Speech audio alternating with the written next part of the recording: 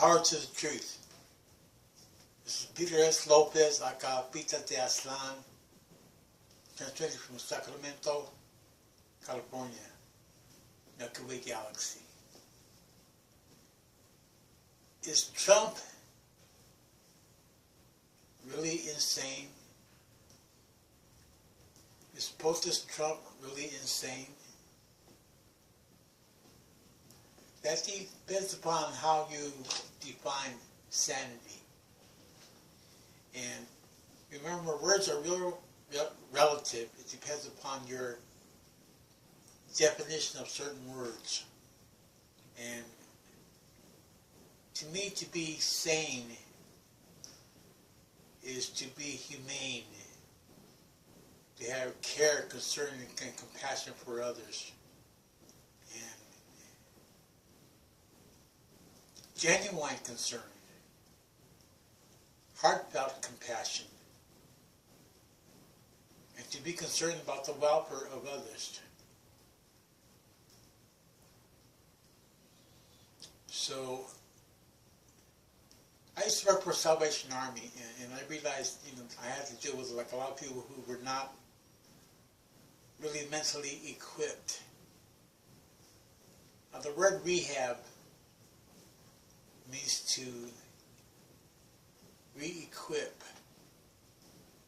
So we tried to help people who came in homeless, re-equip themselves in terms of assessing their skills and their talents and being able to seek housing.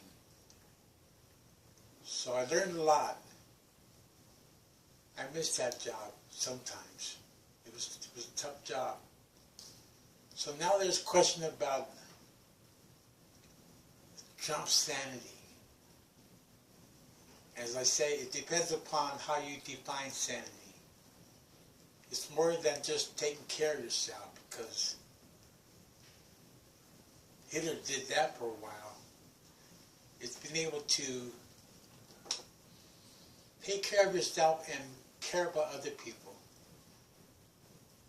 And when you do things that are against the survival interests of others, then that can be not only evil, but you're clearly not insane. Remember, it depends upon how you define sanity. So, in that context, strictly in that context, Trump is insane. He's anti-humane. And we're in the Trump era where we see the rise of fascism, where a lot of white supremacists, white racist supremacists, can't pronounce that word good, are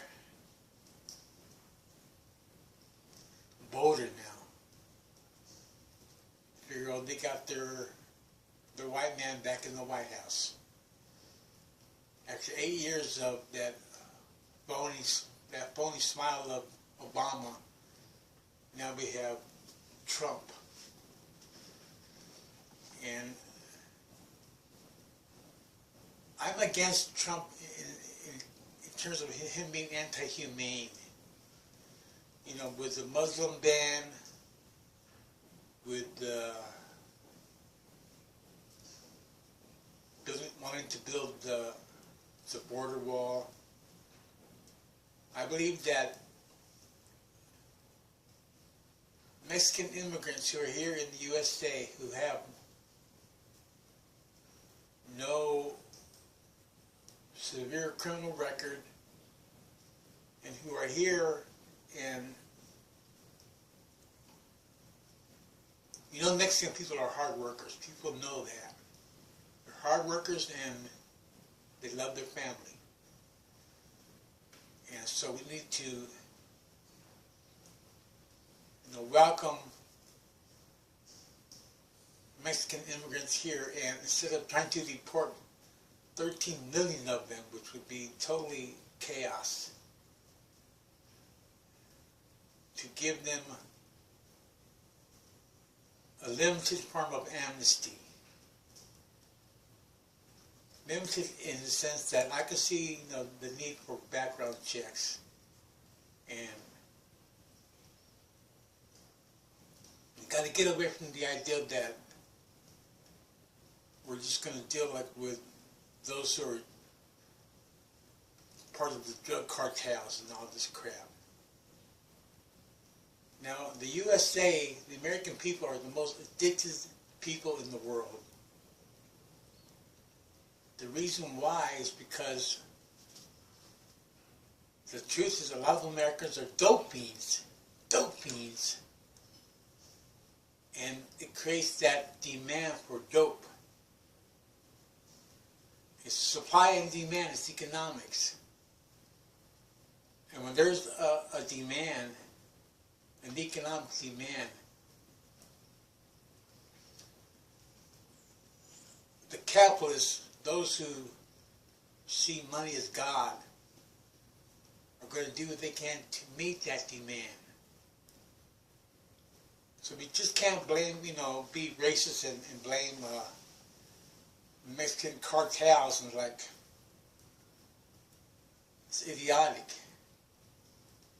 Americans are dope fiends, legal and illegal. Look at Big Pharma. Whenever anyone has a headache or isn't feeling well, do they look at how they're taking care of their health? Do they look at their diet? Do they look at their relationships? Or do they just, grab for that aspirin, grab for that pain pill, grab for their prescription? And we can't look at it just from one way. We've got to look at things from different ways. There's many ways as possible. Like if you see a dot in the center of a circle, and you look at it from one angle, and a circle has 360 degrees. But if you look at it from just that one angle, you're not really seeing the circle. You're not seeing the whole bigger picture. So we need to see that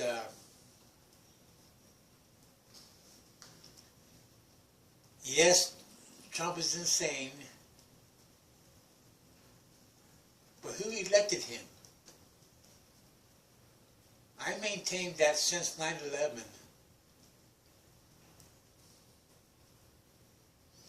the American people have become a schizophrenic people, in a sense where they don't really comprehend connected reality. They don't understand truly who is in their own interest or not. The endless wars that the U.S. wages, we got 1,000 military bases around the world. It's insane. And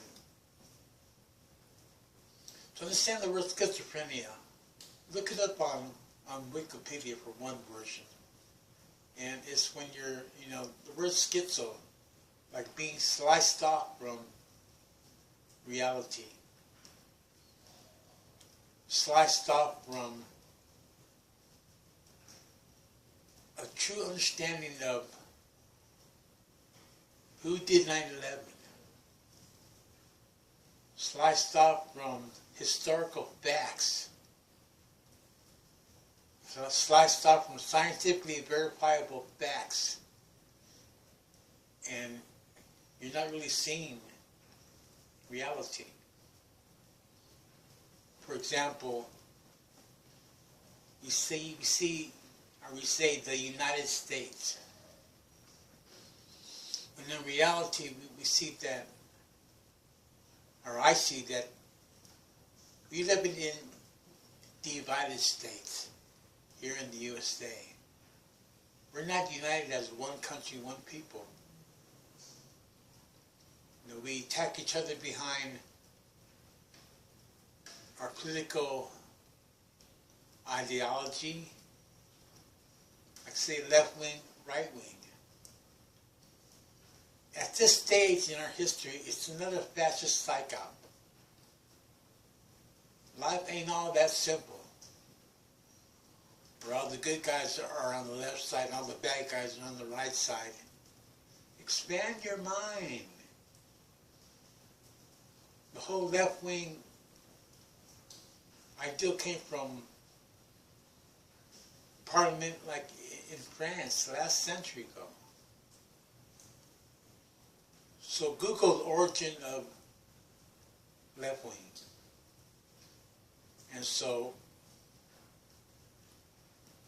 now we have a situation where we're dealing with the people who are not really fully conscious of reality, who are not really intelligent about history. This is why I maintain that there will be no American Revolution. Look at the American people. You know, trying to survive on a day-by-day basis. You know, I go outside and I see people living on the sidewalk. This is the richest country in the world. If we can't even take care of our homeless people, it's more than just housing. Many homeless people, not all of them, but many, need more than just housing. They need a whole array of social services. You know, family counseling, learning how to be better parents, you know, learning how to improve ourselves so we become more employable, and understanding that this government lies to the people. It fabricates the whole myth about how well we're doing in terms of unemployment. And the statistics are rigged. If you really research that, you'll know the truth. You just can't sit on your butt without doing the research, without looking into things, without trying to understand what's really going on, without being able to have the discernment between facts and fiction.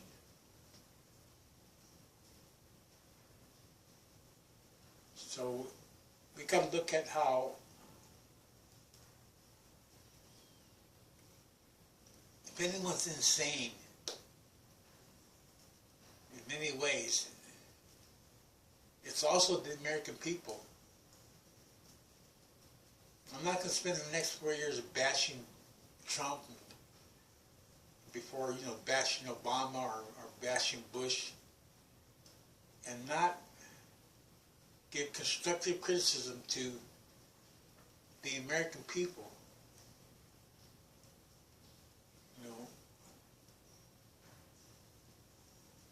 First of all, we know there's, we have the old plague, the historical plague of racism. R-A-C-I-S-M. Comprehend that.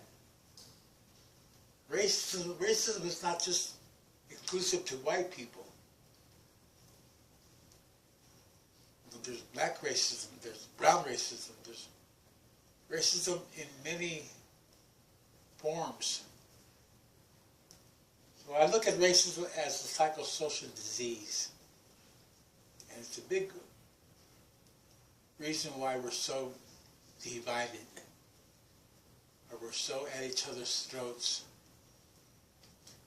And as times get worse, and they will, we're going to more and more turn on each other. attack each other.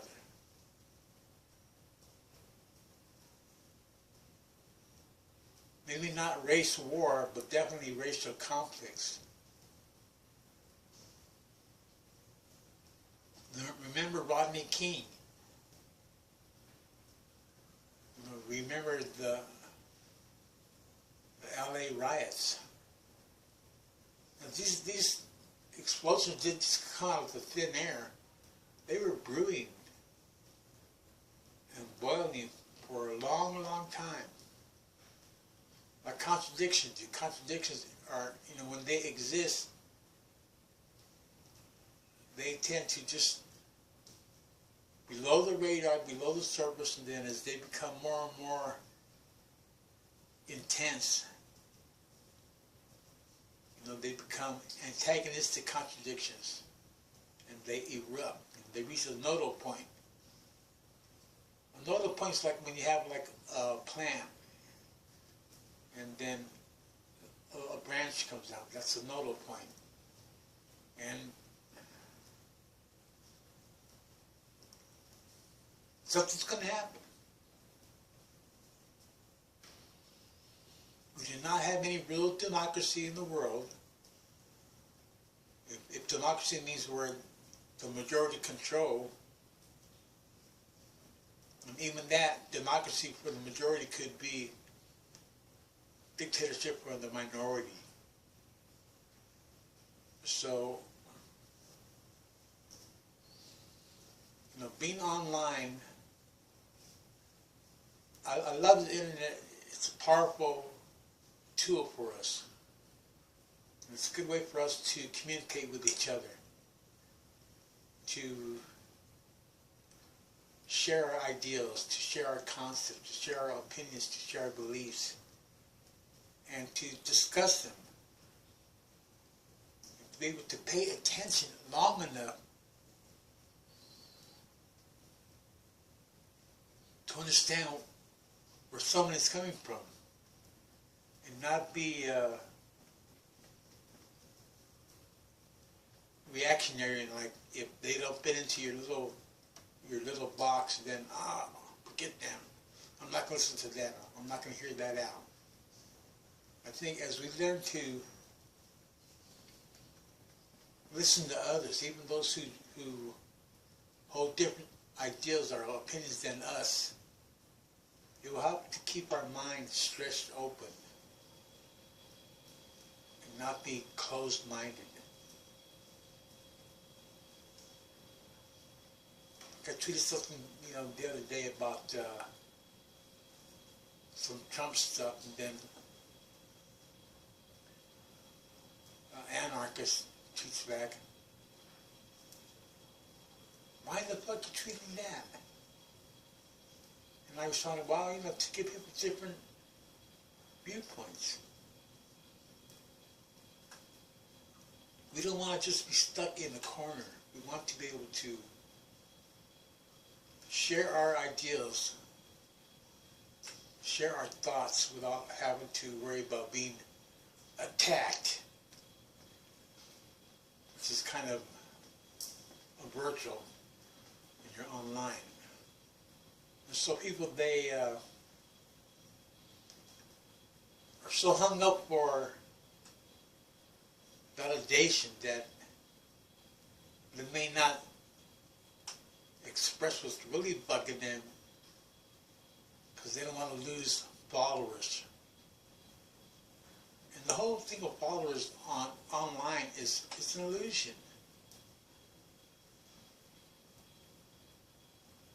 I walk down the alley here, around the corner.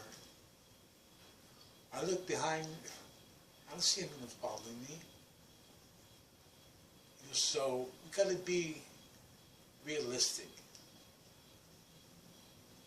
Not necessarily pessimistic or optimistic. Not live like in a fantasy dream world. Where we're saying like, we're all one. We're all one.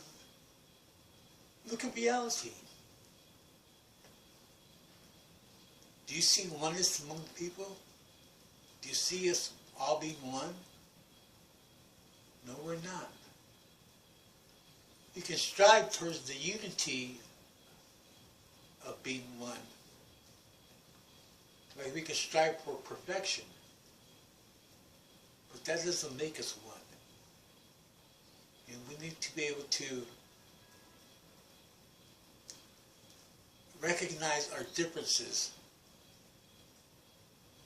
and find common ground. The echo for common ground that I have is common sense of like our basic needs: food, clothing, shelter, medical care, and quality education. And many times people don't take that into consideration in their analysis. And many people are hungry. Many people are wearing rags. Many people are homeless. Many people are ignorant.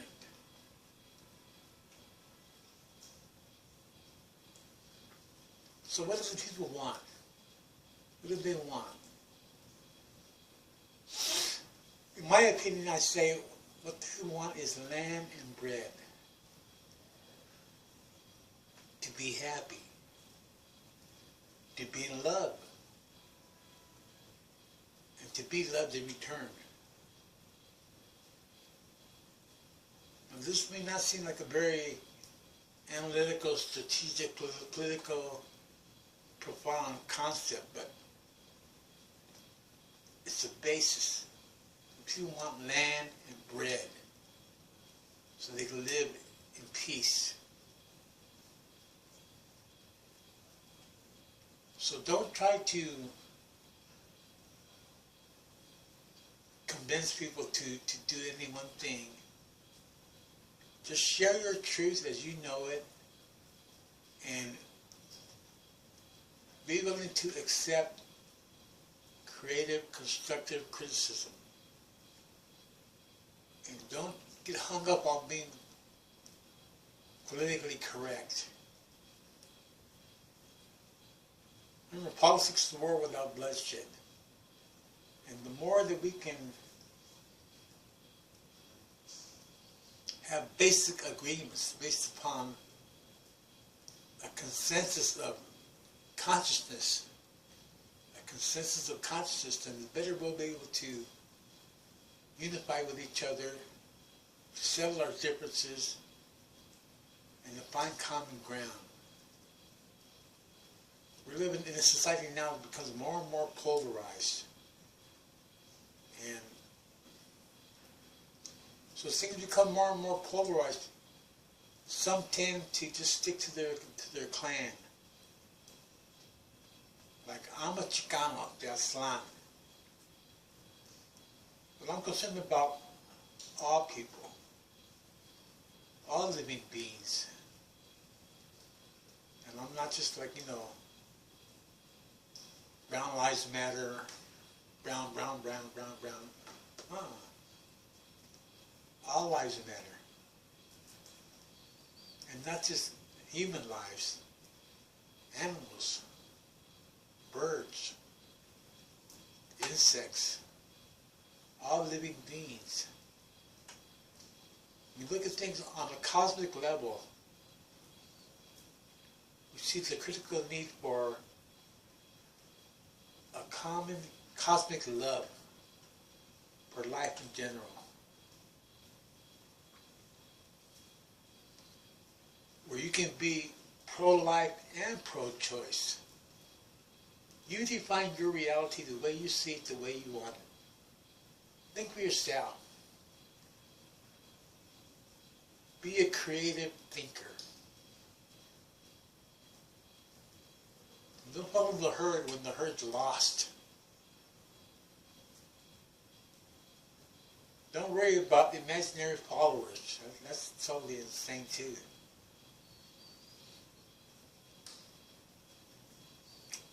Stick to and follow a basic set of principles, basic ethics, your moral compass.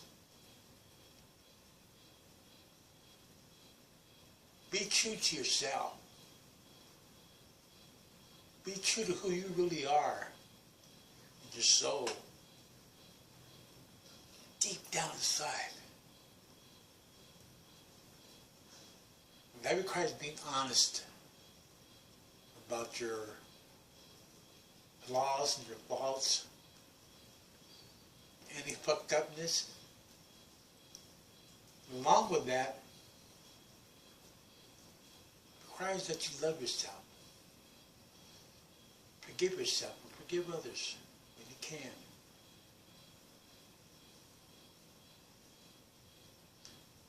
Maybe it's just in my neighborhood, but I come across some folks who are really unscrewed, who are not well. You know, I live in downtown Sacramento, and my heart goes out to some people because they're so lost they don't even know they're lost. L-O-S-T.